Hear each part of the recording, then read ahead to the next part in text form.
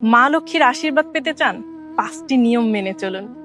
প্রথমত, গৃহকে সর্বদা পরিষ্কার পরিচ্ছন্ন রাখুন, কারণ পরিষ্কার পরিচ্ছন্ন গৃহেই মা লক্ষ্মী অবস্থান করেন। 2, সন্ধ্যা প্রদীপ। প্রতিদিন সন্ধ্যাবেলা তুলসী তলায় এবং ঠাকুর ঘরে প্রদীপ নিবেদন করুন।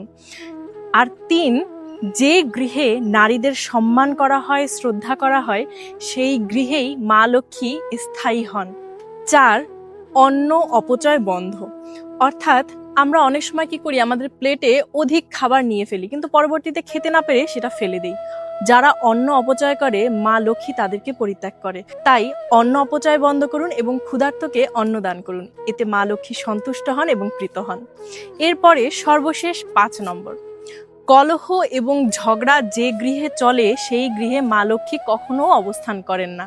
তাই কলহ এবং ঝগড়া এড়িয়ে গৃহে শান্তি এবং ইতিবাচক পরিবেশ তৈরি করুন। দেখবেন মা লক্ষ্মী সর্বদা আপনাদের উপর কৃপা বর্ষণ করবে। হরে কৃষ্ণ।